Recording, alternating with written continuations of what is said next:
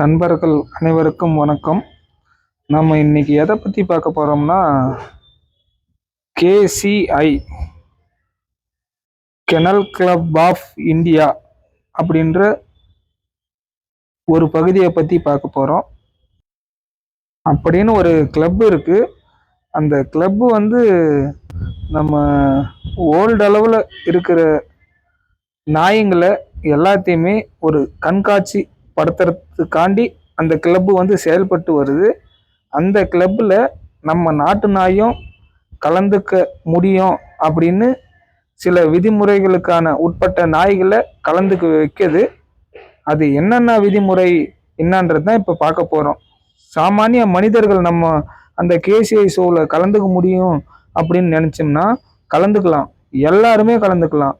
நம்ம நாட்டு நாய் வச்சிருக்கிறவங்க, கன்னி, சிப்பிப்பாறை, கோம்பை, ராஜபாளையம், அதே போன்று இந்த கர்நாடகா மாநிலத்திலலாம் நிறைய ஹவுண்டு நாய் வச்சிருக்காங்க.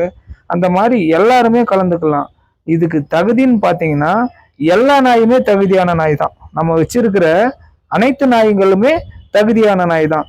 அதில் ஒரு சில விதிமுறை இருக்கு. அந்த விதிமுறையை பற்றி தான் நான் உங்களுக்கு விரிவாக சொல்ல போகிறேன். எப்படின்னா, நம்ம நாட்டு நாய் வச்சிருக்கோம் பார்த்தீங்களா, கன்னி, சிப்பிப்பாறை, அதில் பறிக்கி, பிள்ளை, பறிக்கி கலரு இன்னும் அதில் அங்கீகாரம் இல்லை. ஆனால் இப்போ கேட்டுட்டு இருக்கிறாங்க பறிக்கையை அங்கீகரிக்கணும் கேசிஐ ஷோவில் அப்படின்ட்டு. அது இன்னும் கூடி சீக்கிரத்தில் அங்கீகரிச்சிருவாங்க. அதே மாதிரி இந்த பிள்ளை கலரு, மயில கலரு, செவலை கலரு, இந்த மாதிரி நாய் அனுமதி உண்டு. அதே மாதிரி கண்ணியில் பால் கன்னியாக இருந்தாலும் சரி, செங்கன்னியாக இருந்தாலும் சரி, பிள்ளை கன்னியாக இருந்தாலும் சரி, கேசிஐ ஷோவில் அலோவ் பண்ணுறாங்க. அப்புறம் நம்ம கேசிஐ ஷோவுக்கு போகணுன்னா எப்படி போகிறது, அதை பற்றி நம்மளுக்கு புரிதல் இல்லையே. நம்ம கேசிஐன்னு சொல்கிறாங்களே, எது கேசிஐ, நம்ம எப்படி போகணும் அப்படின்றத நம்ம தெளிவாக சொல்கிறோம் உங்களுக்கு. கேசிஐலாம் பெரிய விஷயமே கிடையாதுங்க. அதாவது உங்கள் பக்கத்தில் இருக்கிற நாய் வச்சிருக்கிற நண்பர்கள் கிட்ட போய் கேட்டிங்கன்னா, இந்த மாதிரி நான் கேசிஐக்குள்ளே போகணும், எப்படி போகிறது அப்படின்னு ஒருத்தருக்குள்ள ஒருத்தர் காமிச்சு தெரிஞ்சிருக்கும். தெரிஞ்சவங்களை கேட்டிங்கன்னா அவங்களே இந்த வெளிநாட்டு இன நாய் வச்சுருக்காங்க இல்லையா, அவங்களுக்கெல்லாம் தெரியும். அந்த மாதிரி கேளுங்க. என்னன்னா, அந்த ஒரு கிளப் என்ன பண்ணுது, நம்ம நாயை நேரில் அங்கங்கே கிளப் இருக்கும். இப்போ தமிழ்நாட்டில்னு பார்த்தீங்கன்னா சென்னையில் இருக்குது, கோயம்புத்தூரில் இருக்குது, மதுரையில் இருக்குது, சேலத்தில் இருக்குது. அந்த மாதிரி நிறைய இடத்துல இருக்குது. அந்த கிளப்புக்கு நம்ம நாயை எடுத்துகிட்டு போயிட்டு காமிச்சு நேரில் அதுக்குன்னு தனியாக இருக்காங்க ஆள், ஜட்ஜி. அவங்க பார்த்து இந்த நாய்க்கு நல்ல மடிகாதல் இருக்கணும், அதே மாதிரி 2 கலர் இருக்கக்கூடாது, அந்த மாதிரி விதிமுறை எல்லாம் இருக்கு. மடிக்காதல் இருந்தாவே மேக்சிமம் அலோவ் பண்ணிப்பாங்க. அதே மாதிரி விதை 2 விதை இருக்கான்னு பிடிச்சி பார்ப்பாங்க. பிடிச்சிட்டு அந்த நாய்க்கான லட்சணம் நல்லா ஒழுக்கமா இருக்கான்னு பார்த்துட்டு சர்டிஃபிகேட் போட்டு கொடுப்பாங்க. அதுக்கு வந்து நம்ம பணம் கொடுத்தே ஆகணும். அந்த பணம் கட்டிட்டு வந்துட்டோம்னா வருஷத்துக்கு ஒரு டைம் அது வந்து நம்ம ரினியூவல் பண்ணுற மாதிரி இருக்கும். நம்ம அது பண்ணிட்டு வந்தால் கேசிஐக்குள்ளே நம்ம எப்படி போகிறது அப்படின்னு பார்த்தோம்னா, அதுக்கு ஒரு தனியாக ஒரு ஃபோனில் ஒரு வெப்சைட்டே வருது. அந்த வெப்சைட்டுக்குள்ளே போய் நம்ம ஷோ என்னன்னைக்கு வருது, எங்கெங்கே வருது அப்படின்றது எல்லாமே பார்க்கலாம்.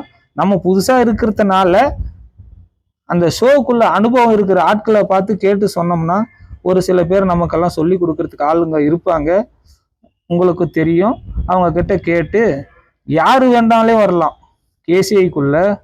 அதாவது கேசிஐக்குள்ள வர்றதுக்கு அவங்க தான் வரணும், இவங்க தான் வரணுன்றதெல்லாம் கிடையாது.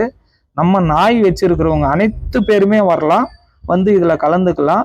என்னன்னா, ஒரு ஷோவுக்கும் ஒரு நாய் கண்காட்சியும் அங்கங்கே வெளியில் வைப்பாங்க.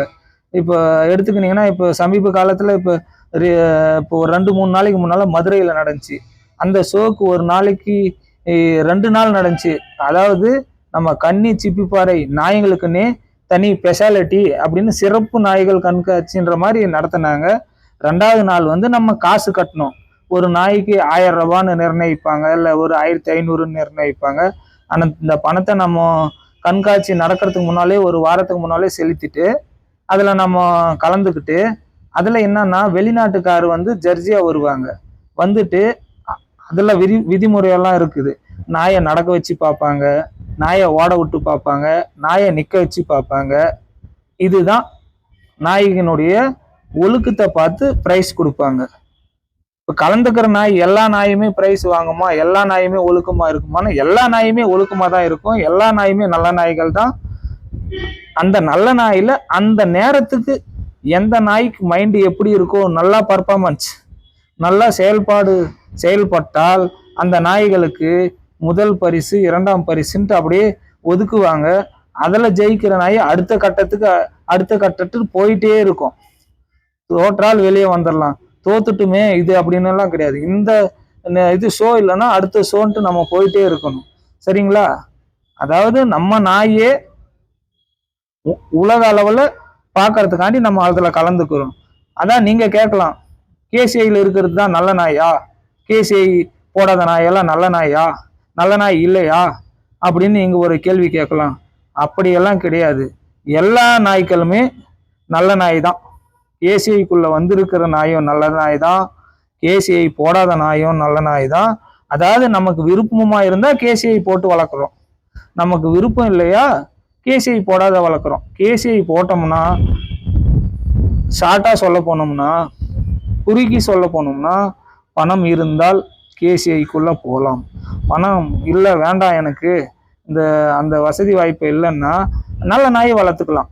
அதாவது கேசிஐக்குள்ள இருக்கிறது தான் நல்ல நாயினா நான் சொல்ல மாட்டேன். கேசிஐ இல்லாததும் நல்ல நாய் நிறைய நாய்கள் இருக்கு அப்படின்றத நான் உங்க கையில ஒரு ஆணித்தரமா சொல்லிக்கிறேன்.